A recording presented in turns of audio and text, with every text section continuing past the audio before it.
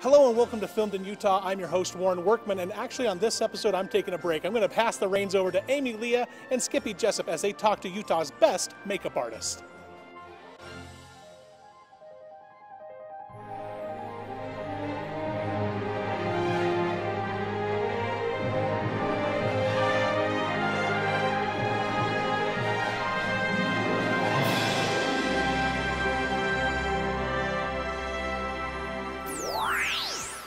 Hi, my name's Skippy Jessup. I'm your host, and today I'm speaking with Richard Newman, who is a makeup artist. And first of all, hello, Newman. I'm assuming you get that a lot. Yes. The last name Newman, TV, Seinfeld. Yeah, it was going on before that show. Okay. So, Richard, tell me about what you do, because in the film industry, you provide a specific skill with makeup, and you do a lot of kinds, including body painting. Right. Yeah, I basically, if you give me a job, I can do it. I mean, whether it's just basic cover-up beauty makeup to FX stuff. I mean, that's what a lot of people know me for, is FX, special effects makeup, and the body painting.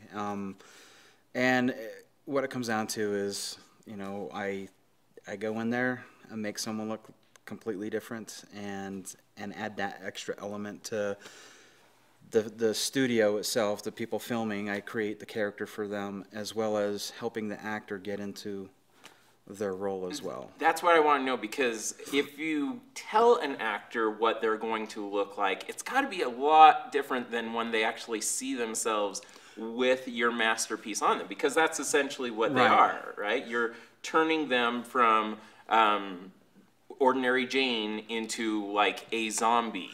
Right. I mean, most actors want to step out of their own personality and jump into another role.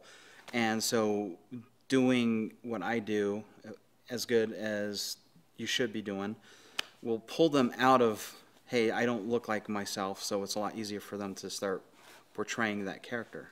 Yeah, so what's the most difficult part of it in the filming process? Would it be when your makeup, when people are sweating, or what's... The hardest part? Yeah. I think the most important is the communication between the crew, like the set designers and the lighting designers, and the makeup. Because if you get a color wrong, you have to go in there and completely fix it and change the coloring completely. Or, you know, making, like if I put a mask on someone, like a foam latex mask, you know, making the seams blend so if they do close-ups, they don't see that line, that edge. Well, because when I hear makeup artist, you would think one of a couple ways. You'd either think the person that goes in and touches up so that my lips are like full and my cheeks are rosy, or then there's the people that come in and do like the putting the mask on Freddy Krueger, and you do a little bit of all those kind of things, right? Yeah. Basically, I mean, if someone were to call me up and say, we need someone to come in and do this specific thing, I'll be able to go in and do it at a certain level of I'm trying to think of the word. More. I've got to be good enough that I can go in and step in and do whatever. And so I know that I'm good enough on some level to go in there, and I'm confident enough with myself that I can make it look satisfactory to the film that I'm working on, the people around me. You know, since there's a lot of independent films here in Utah, you know, there's a budget and there's a certain level of money going towards. That's the other hard thing, is a lot of times when someone wants to do an FX movie, that's the last thing that on their budget, and that should be one of the first things on their budget, because it's not cheap to go in and make a mask for someone, because you've got to try to make it conform to the person. So if you have a generic sized mask and you put it on someone with a small head, you got to make it work, you know. How do people get a hold of you? Like, what's do you have?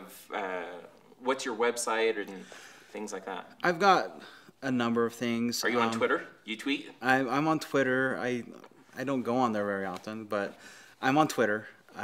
Don't ask me, because I don't.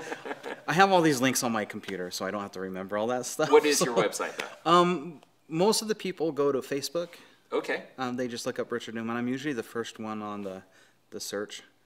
because I got a lot of people coming and looking at my stuff. Now, constantly. if you're going to look at your photos on Facebook, people have to be aware that some of the photos aren't exactly PG, because as you're doing things in the film industry, some of them are wanting body paints, and there are people that don't wear clothes when their full body is getting painted, right? Well, yeah, and everything that I put, especially on the Facebook, but any website, most of the stuff that I put out there is going to be in good taste, and any age group can look at the pictures and see it as a piece of art. I don't put anything on there where it's going to focus on the nakedness. It's going to be focused on the actual ensemble, the piece of art that I've collaborated with other people. I mean, it comes down to collaboration, really. You know, I'm very much about collaboration. I'd rather get input from everybody and have the output satisfactory to the whole group of people instead of just focused on me, because it's not usually about me when I go into a situation, especially like this. I mean, you know, even a photo shoot. I've actually had a crew of people that was working on some of the stuff, you know, 15 people. You know, so it's like I said, it comes down to collaboration and just dropping the ego, because I know that there's egos everywhere, and you've got to be able to set that aside and just, you know, listen. Well, this was a lot of fun, because I think that this is one of the really important parts of the film industry that doesn't get talked a lot about, because it's so important. So I really appreciate you visiting with us today. Hey, no problem. This was fun. So. It was fun. It was way more fun than people know. Éditions Dédicaces and DMV Production present the French book, The Legend of Wallapaco. The Legend of Wallapaco is a wonderful Christmas story inspired by Indian legends. The illustrated book includes an audio version of the book in MP3 format. Your children will love to read and listen to this incredible story. Give your child the gift of The Legend of Wallapaco, available at abebooks.com. Osmond Real Estate has been serving Utah County since 1979 with a high standard of quality and personalized client service. Call or visit us today at osmondrealestate.com. Tired of all those books that are piling up? Then get rid of those stacks and pick up the Dédicaces ebook reader. With it, you'll get 300 classic books, 25 audiobooks, 10 pieces of music, and 2 audio conferences. The Dédicaces ebook reader allows you to download hundreds of books from the internet and read them wherever and whenever you want. View videos, photos, and listen to your favorite music. Get a bonus leather carrying case with purchase. The Dédicaces ebook reader for optimal reading comfort.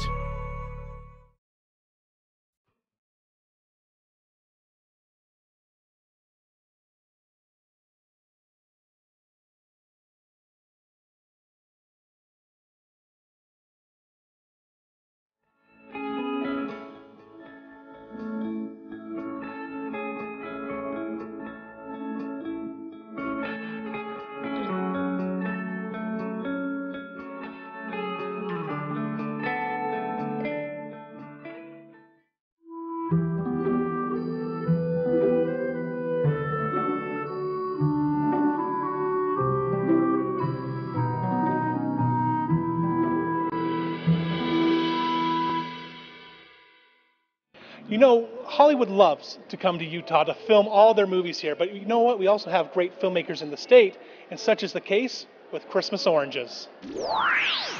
Well, I play the kindly Mrs. Hartley, and I am running the orphanage of the children when, the first orphanage, when the kids are very young, and the influenza epidemic comes along, and some of the children unfortunately pass away, and unfortunately, the kindly, loving Mrs. Hartley has a sad demise, and then they go over to the other orphanage that you met before. So the less pleasant. The less pleasant, but it's really been fun. Make a wish, Rose. What did you wish for? I wish that I could live here at Greenwoods with all of you forever.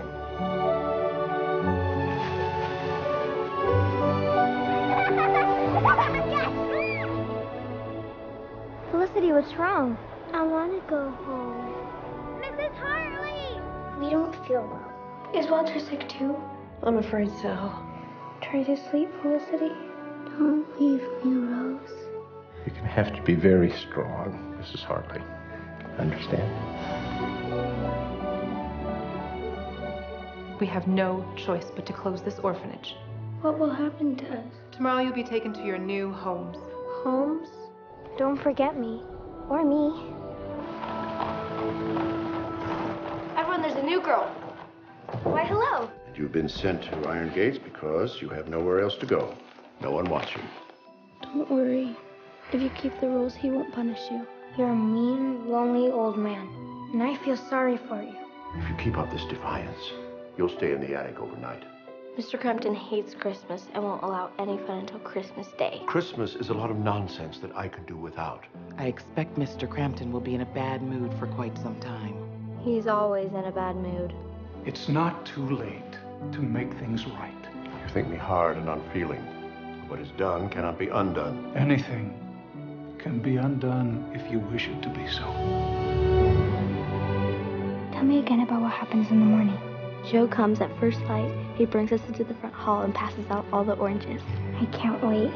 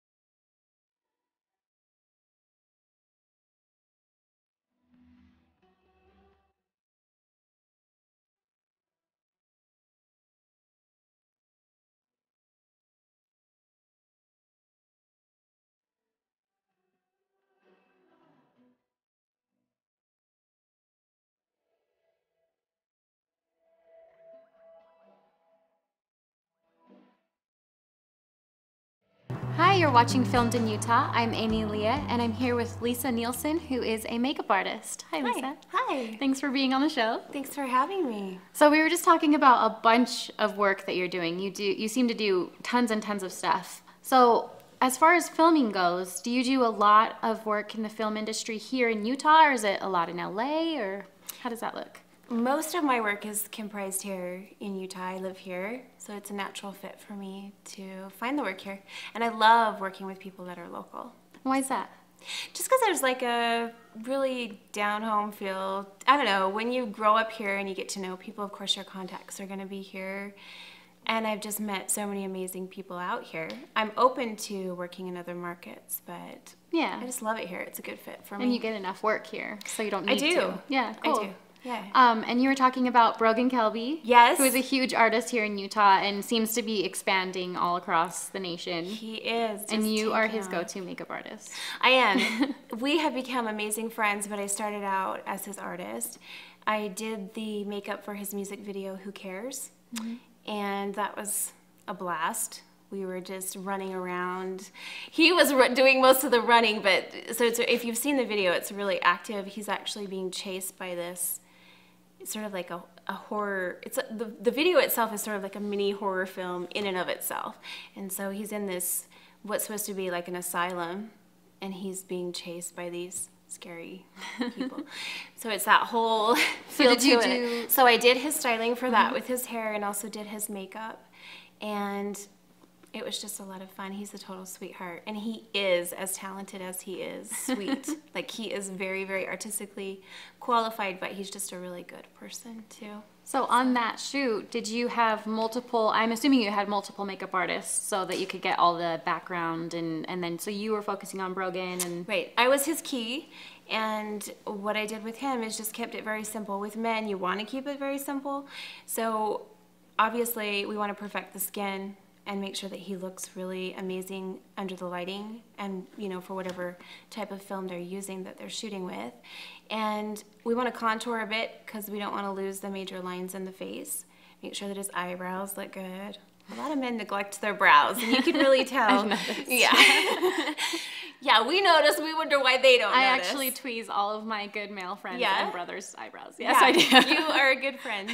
So yeah, just keeping the lips looking moist and kissable, and Brogan has he has an amazing mouth. And I'm really just... I'm blushing, and he's not even here or anything. He is a sweet, handsome one, and I'm old enough to be his mama, so I just sort of look out for him, but... Yeah, and just a lot of powder because he was running around sweating, so we just touch up and take good care of him. But he's very particular about his hair. He likes it a certain way and sticking up a certain amount, but he's a great person. I love working with him. Yeah, and it seems like on sets, usually the talent and the makeup artists become the closest. Yeah. I've noticed. I totally agree. And we kind of have a grounding, a calming effect on each other, which is really cool. And it was kind of there right from the start. So... I'm hoping to work with him a lot in the future. Cool. And then just barely right before we started filming, you were talking about a bullying campaign that you wanted to get some word out about. Right. So you want to tell us more about that? Yeah, I'm really super excited about it. This is actually my campaign that I started. I competed in the Mrs. Utah pageants this last year. I did not win. I did really well. I won the Mrs. Photogenic caption both times. I don't know if I'll ever do pageants again, but what I took from that experience is that I don't have to have a title to do these things that I'm passionate about. So with my contacts artistically as a makeup artist with other people in the film industry, other photographers and things like that, I just figured, why not start an artistic collaboration where we all sort of pool our artistic abilities and help kids out. So the thought with this, we've actually already started. The makeup work that I did, I partnered with an amazing photographer in Ogden. Her name's Lisa Tucker. We shot that just last week.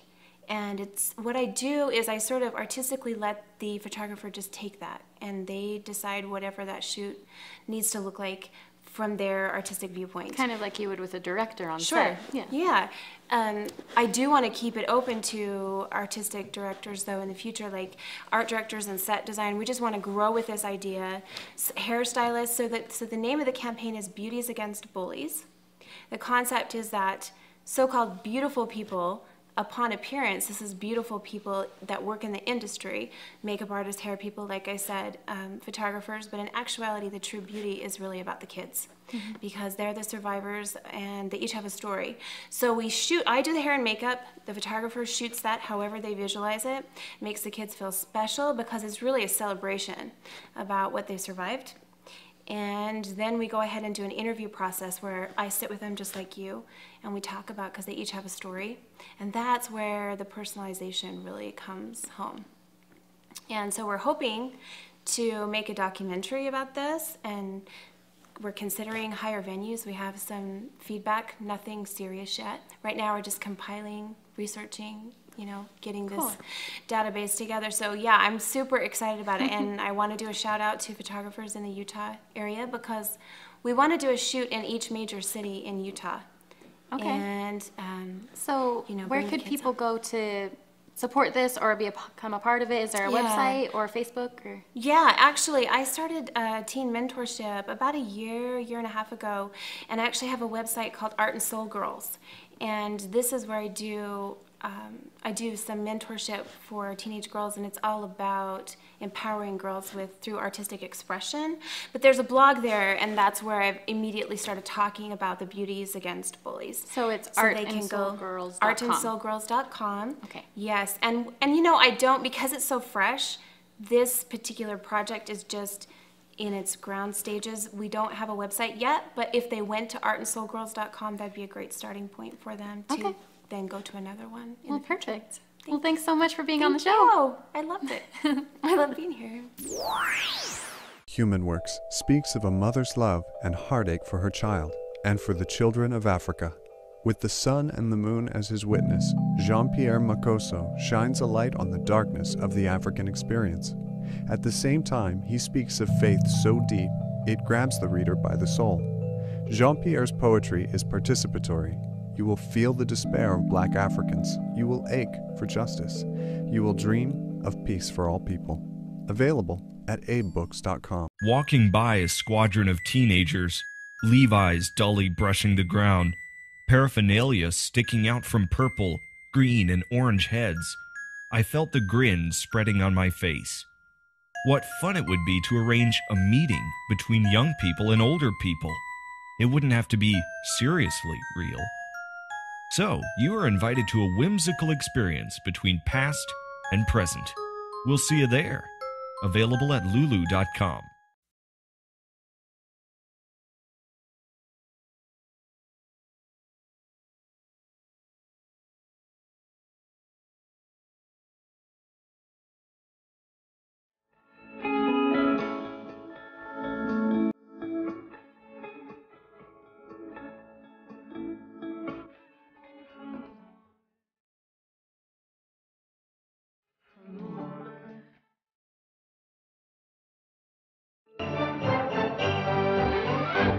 Well, we've reached that part of the program where I get to give something away from Éditions Dédicaces. Here it is, guys.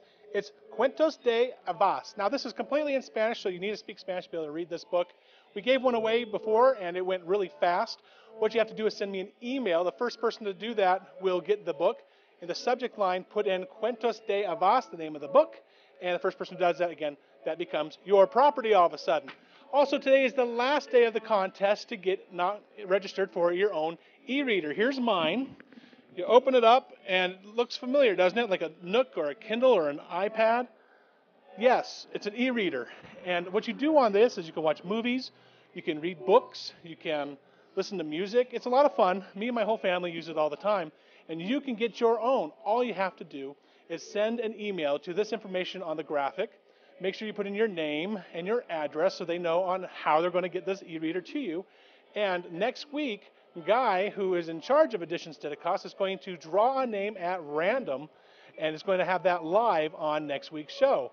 Well, guys, it's that easy. If you want to get an e-reader, send in your email right now.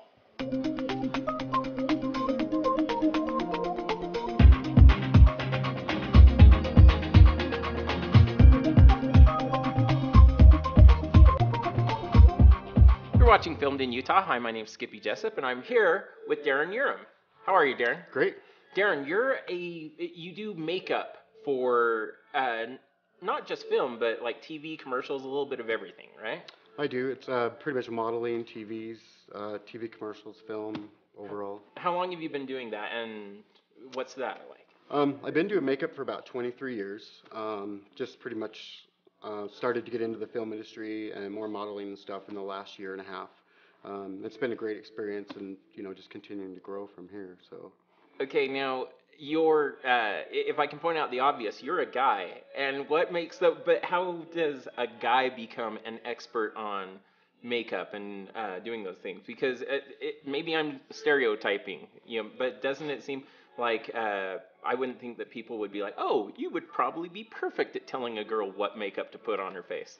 Well, I think that men see things differently. I guess if a woman makeup artist is looking at a woman, they're going to see certain things, correct? I think men do, have a little bit more detail, and I look at myself as an artist. I don't look at myself as, just a makeup artist. I think we see things differently. The challenges are greater, I think, because of course I'm not a woman, so I don't put on makeup every day. So I think every application is incredible to itself, So are women more critical than maybe men are because they have makeup on every day? Probably so. I think in my situation is I'm a perfectionist, and so I detail something. If I look at a picture, that's the person I'm creating, of course, in front of me. To where women, they put it on every day, and so I think that their application is going to be the same in aspects, to where we can build that character on somebody. So you're almost looking at a canvas that we build on. So Do you ever have times where you disagree with the director on what a look would be for a person? Because sometimes the director comes in and gives it to you, but you knowing colors on a person's face might know a better way. Is it sometimes tough to... Well, I think with a director, we have, they're looking for a certain look, of course, and you always follow by what the director sees. And so I really haven't had too many problems in that aspect. Just because I just go with what the director, keeping the character. But offside, or when you're not on film, is it tough for you? Because I would assume that if you were a shoe salesman, you would look at people's shoes all the time. You are a makeup artist. You probably notice people's makeup a lot. Is it tough for you to not just like run up to people and be like, can I give you like a fashion makeover because your makeup is terrible? It is. I mean, you start looking at things differently, and even when you're watching a film, right? I mean, being a makeup artist now, I pick up on a lot of things in the film industry. So I'm like, wow, I would have done that differently, or but yes, you do see a lot of stuff where you wish you could just go up there and scrub it all off. Yeah. Put it all back on for them and stuff like that. But now, can I ask you to brag and tell us a couple of things that you've worked on, and maybe some things that you have coming up, if you can talk about them? Sure. I do a lot of character, basically transformations, like Marilyn Monroe and all that stuff, and that's a lot of fun. A lot of films that I've been involved with here in Utah, of course, Zombo with Lucas Milhouse, Saint Street with Rob Diamond, and just tons of little short films, from zombies to vampires. I mean, and it's a lot of fun. So. Is this what you see yourself doing the rest of your career, or do you want to manage people that do it for you and have a fleet of people like you? Or actually, I don't want a fleet. I would rather be in front of that person from here out. I think I really enjoy it. Doors are opening more and more, and so I'm really getting involved, and I can't wait for the next thing to happen. So it's like I live and breathe it now. It's pretty cool. If someone wants to get a hold of you, what is the easiest way for them to do that? Or are you just like, nope, leave me alone, I do what I do? Usually on Facebook. I mean, Facebook seems to be the way to, reach everybody nowadays. So it's just Darren Uram on Facebook. Spell Uram, because that's probably not the easiest name. It's U-R-A-M. Oh, I guess it is. So. Right on. Darren, any last things that you want to say? Or mention about your craft? Like I said, I mean, I'm pretty excited about what I do. I hope more people, can open up those doors and get out there if they're interested in being makeup artists or whatever. I just love being in Utah right now, because I think with Utah growing the way it is, it's just an amazing field to be in. Absolutely. This has been a lot of fun. I think there's a lot of things about makeup that people don't know. So appreciate having you on the show today. Thank you. Appreciate it. Well, that's going to do it for us here on this episode of Filmed in Utah. If you like these interviews and you want to comment on them, be sure to go to our website at filmedinutah.com. And keep a lookout, guys. We have some more cool information coming out about the Filmed in Utah Awards. We have locked in our venue, and I'm going to talk to you more about that next episode, so you can start getting your tickets now. Guys, that's going to do it for us. And until next week, keep filming, Utah.